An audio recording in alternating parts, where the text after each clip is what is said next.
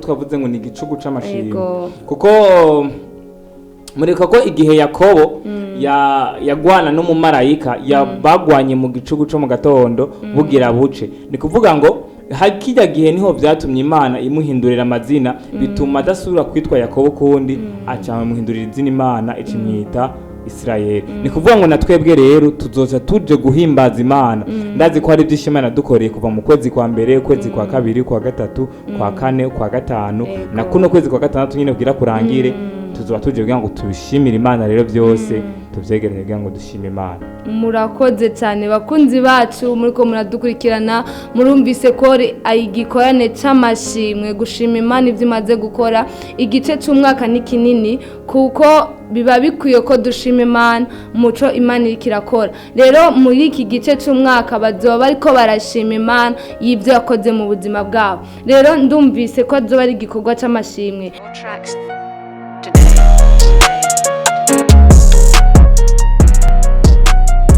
Shalom shalom bakunzi ba Gospel TV ndabaramukije amahoro y'Imana bivanye na MWESE aherereye ushobora kuba wabyutse cyangwa ukiryamye karibu cyane mu kiganiro impano yanje uno musi rero nkuko mubibona ni CHADDIA MUHIMPUNDU agiye bashikiriza ikiganiro tukaba turi kumwe n'abatumire badasanzwe batatu nkuko muriko murababona muri Gospel TV turabaha ikaze muri Gospel TV. Murakoze cyane kuduha ikaze yego murakoze cyane rero nkuko musanzwe mubimenyereye bakunzi bacu reka tubaha ikaze batwidondore kugira ngo tumenye by'ukuri aho baje bava n'icyo bakora kaze. Nitwa Nahayo Esron nkabasengera mu ishengero ry'abagenzi mu Kamesa haruguru yo kumusaga nkabasanzwe ndi umuririmbyi muri iryo shengero nyene ry'abagenzi kandi nkabasanzwe ndi ni umurongozi ugwaruka mu ishengero nyene ry'abagenzi. Murakoze cyane karibu cyane namwe mutwidondore. Murakoze cyane amazina yanje y'ukuri nitwa Kubwa Darcy dumwe asanzwe asengera mu ishengero ry'abagenzi mu Kamesa mu buzima bwa misi yose sanzwe ndumudandaza nibyo. Murakoze cyane karibu namwe mutwidondore. Murakoze cyane je nanje nitwa Irakoze Fisto abasengera muri biro of the church iri mu Kanyosha. Murakoze. Murakoze cyane ku mwidondoro wanyu bakunzi ba Gospel TV nkuko musanzwe mubimenyereye turi mu kiganiro nyene impano yanje nkuko mubibona tukumwe n'abatumire batatu badasanzwe mwabumvise amazina yabo reka rero duhere kuri Esron atubwire mbega muri ico gikorwa muriko murakora cyitwa gute ni gikorwa nyabaki karibu. Okay nkuko bisanzwe nibaze ko tari mbere mutubonye kuri zino kamera dusanzwe twaruka ngaha mu mwaka uheze tuje kubabwira igikorwa citwa igicugu c'amashimwe none mwaka nyine twagarutse kubabwira nyine igicugu c'amashimwe ni edition ya gatatu canke ku ncuro ya gatatu camakiba ku mwaka igicugu c'amashimwe n'ubu nyine twaje kubabwira umwami Yesu abahezagira. Murakoze cyane nkuko musanzwe mubimenyereye bakunzi bacu murumvise ko ari igikorwa igicugu c'amashimwe rero turiko turumva igikorwa igicugu c'amashimwe mbega ninde mu visionnaire w'ico gikorwa? Biragoye gutora mu visionnaire kubera ko si igikorwa c'umuntu si igikorwa cyateguwe n'umuntu kanaka cyangwa si igikorwa cyateguwe na kohare kanaka ariko ni igikorwa kibera mu ishengero ni igikorwa c'ishengero ni kuvuga ngo ni ishengero twagiye hamwe turiyumvira ikintu twokora kugira ngo dushobore guhimbaza Imana hama turagitora tukita igicugu c'amashimwe. Murakoze cyane rero ndashaka mumbwire mbega ico gikorwa igicugu c'amashimwe kizoba ku munsi wa kangahe itakeze ingahe?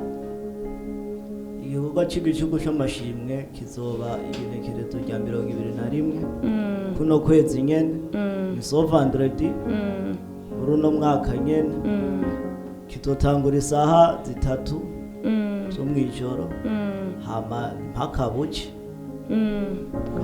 Murakoze cyane ndumvise ko abakunzi bacu muko muradukurikirana murumvise ko ari igikorwa c'amashimwe kizoba mwijoro isaha ni 21h rero tugomba kubabaza mbega abakunzi ko badukurikirana bashobora kwiyumvira mbega kizoba sangapi bavyumvise bagaca bibaza mbega hazoba abatumire abahe murashaka kuduha umuco?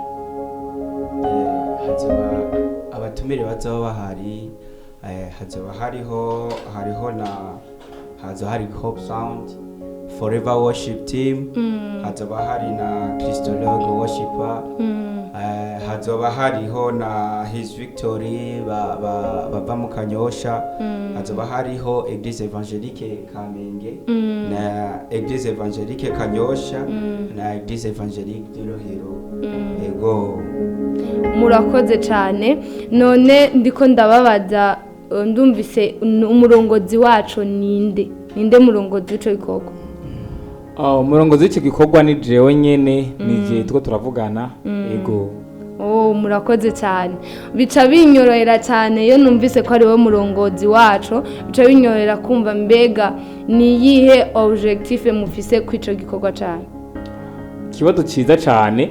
Objectif ni yo gushima Imana ko twavuze ngo ni igicugu c'amashimwe, kuko mureka ko igihe Yakobo yagwana n'umumarayika bagwanye mu gicugu cyo mu gatondo bugira buce, ni kuvuga ngo hakijya gihe niho vyatumye Imana imuhindurira amazina, bituma adasubira kwitwa Yakobo kundi, aca muhindurira izina Imana icimwita Israeli. Ni kuvuga ngo natwebwe rero tuzoza tuje guhimbaza Imana. Ndazi ko hari byinshi Imana dukoreye kuva mu kwezi kwa mbere, kwezi kwa kabiri, kwa gatatu, kwa kane, kwa gatanu, na kuno kwezi kwa gatandatu nyine kugira kurangire, tuzoba tuje kugira ngo tubishimire Imana rero byose tuvyegereye kugira ngo dushime Imana. Murakoze cyane bakunzi bacu, muriko muradukurikirana, murumvise ko igikorane c'amashimwe gushima Imana ivyo imaze gukora.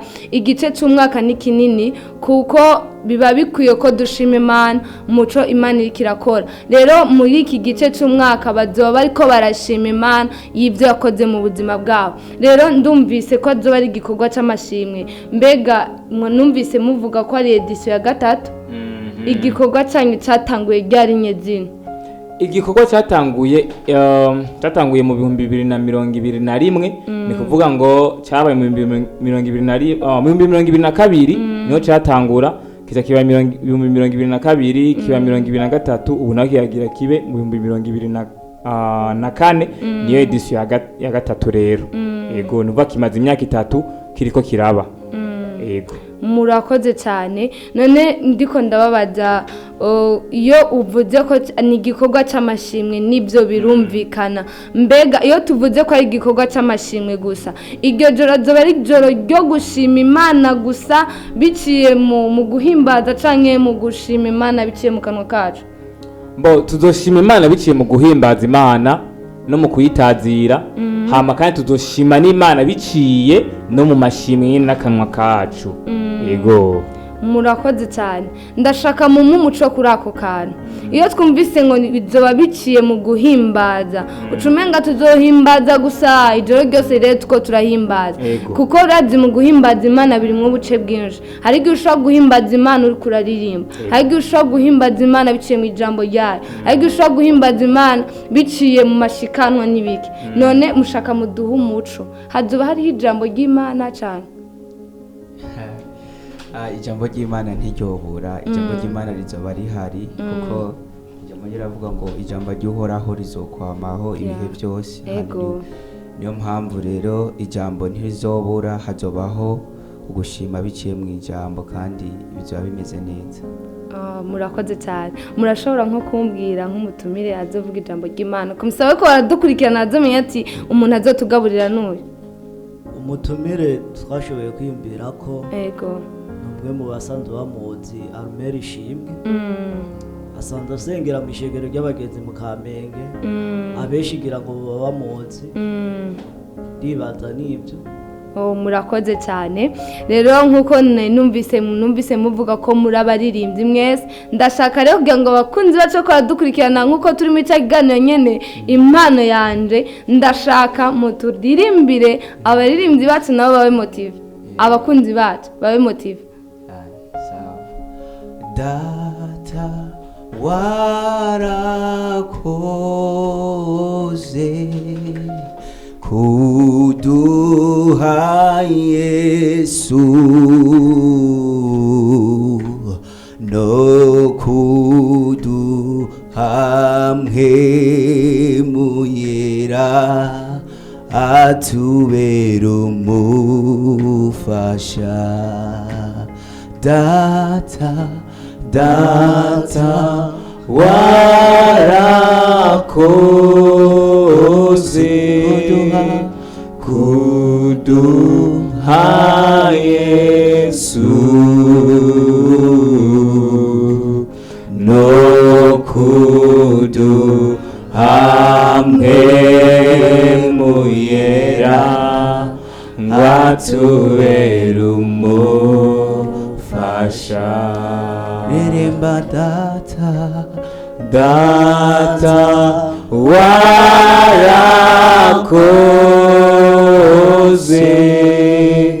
kuduha Yesu no kuduha mwemuyera atubera umufasha.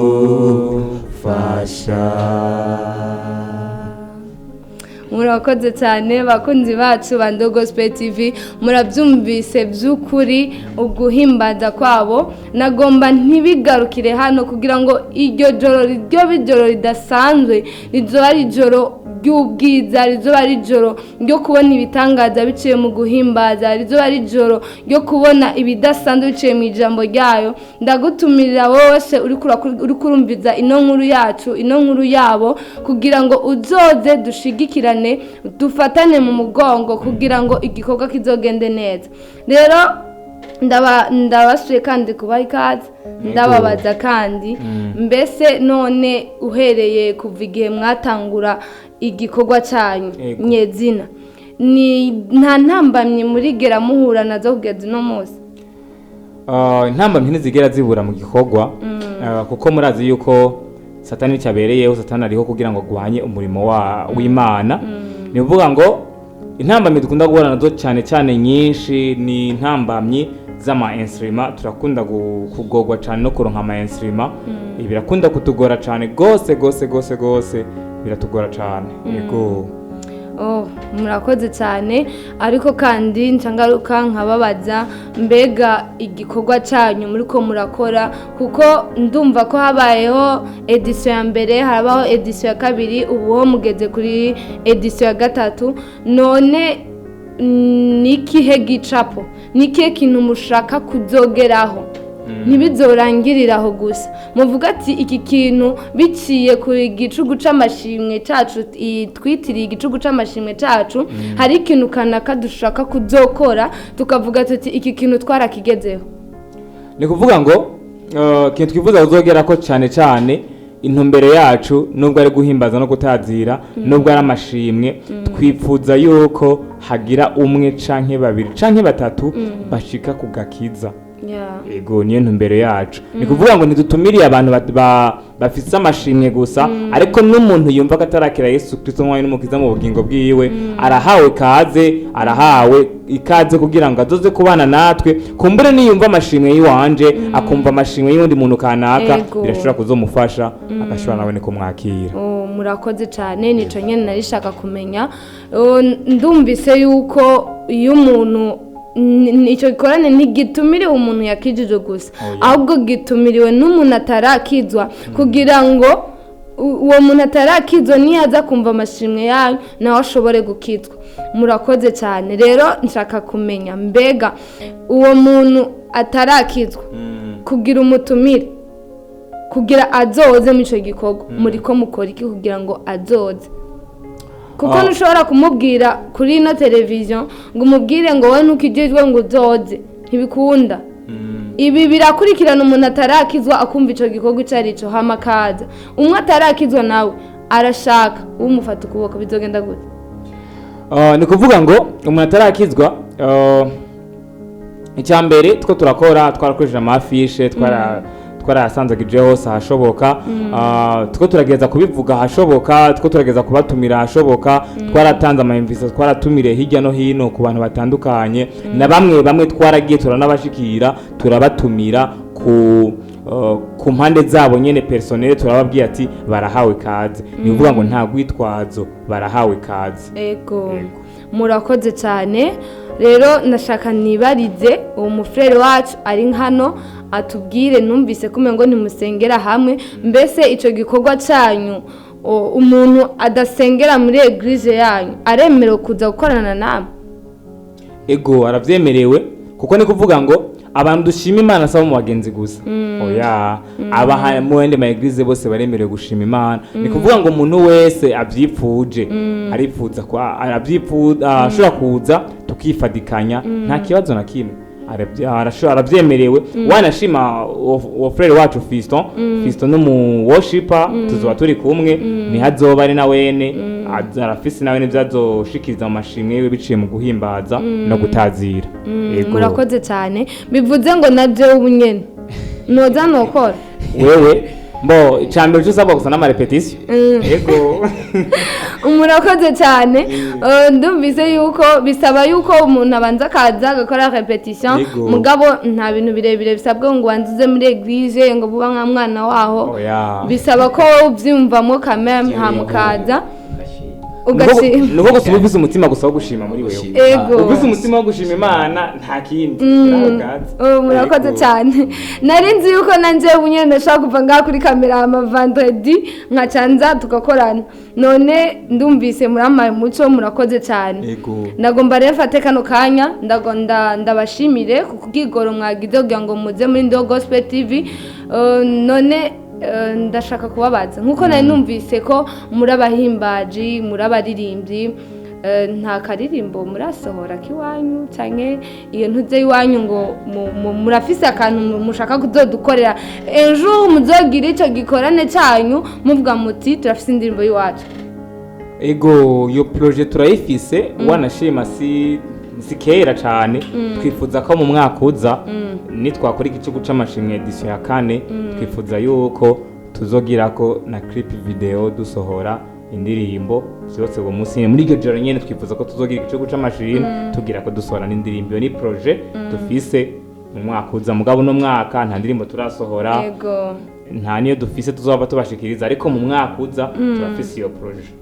Murakoze cyane ngiraho ndamumenyesha na cameraman hariya ko ibintu bigiye kugenda neza muzoduha kazi noneho muri Ndo Gospel TV turahiriwe. Ego na cyane karibu cyane rero muri Ndo Gospel TV bakunzi bacu nimwibagire yuko abaririmbyi mushaka gusohora indirimbo ni ngaha muri Ndo Gospel TV turabibatunganiriza abantu bafite mariage abantu mufise imanza zitandukanye turi hano ku bwanyu muri Ndo Gospel TV rero namwe ntimuze meeting turabaye ikaze muri Ndo Gospel TV. Murakoze cyane nibaza ko tuzokorana namwe iyo ndirimbo aha ni muhira murakoze cyane rero nagomba ndabashimire cyane kukigoro mwagize mukaza muri Ndo Gospel TV kugira ngo dukorane ikiganiro impano yanje rero ndabashimiye ariko reka ndansaba umurongozi wanyu agira ico agenda abwiye abakunzi bacu ba Ndo Gospel TV. Cyo norenza ko ku bakunzi ba Ndo Gospel TV nuko muhawe kaze mwese umuntu wese ariko arabino video arahawe kaze nta numwe yimiriwe yaba ushobora kuburi hehe yaba aho uzoburi hose nagira kandi menyeshe kino kintu umuntu aziko ariko arabino video ari hanze y'igihugu ntiwitinye ahubwo ico no gusaba ubunyene ukivyumva gira subscribe kuri Ndo Gospel TV. Murakoze cyane reka tumusabe Fiston nawe agira ico abwiye abakunzi bacu kaje. Hama icyo ndababwira nuko turabakunda cyane hama dusaba ko bazodukurikira kuri Ndo Gospel TV kuri uwo munsi ko batazaba barosa ama déplacement barosa ingene biyunguruza n'abari hanze y'igihugu nabo nyene baze bakurikirane kuko bizoba ari shosho utazobikurikirana vraiment bizoba bihombye vraiment bizoba biryoshe cyane bimeze neza bizoba birimo ibirungo vraiment bizoba bisumbiro murakoze cyane reka tumusabe nawe umufrere harya adubwire icyo atubwirira abakunzi bacu karibu. Murakoze cyane amananje kuco nobwira abakunzi ba Ndo Gospel TV uko boshika muri ico gicugu cy'amashimwe uko n'ibintu bimaze igihe kinini biriko birategurwa nibaza ko atamakosa arimwo byarateguwe neza ku rwego rwo hejuru mwese turabatumiye muzohashike gushika kwanyu nubwo niyo mihezagiro yacu Imana ibahezagire mwese. Ego murakoze cyane bakunze bacanda Gospel TV nkuko babivuze nyene ntibagire kugira subscribe kugira commentaire turakeneye commentaire zanyu zituma tumenya ngene dukora commentaire zanyu zituma tumenya aho twakosheje cyangwa aho twakoreye neza kugira ngo dufashanye muri bwa bumwe n'urukundo. Ikindi naco ndashimiye abatumire banje buno munsi muzoza kandi ninongera kubatumira hano. Ego turabyiteguriye turi tayari. Murakoze cyane rero ndabashimiye mwakoze cyane uhoraho azabane namwe mu gikorwa muzoba murimwo kandi nizera neza ko bizogenda neza bakunze ba Gospel TV ndabakunda cyane.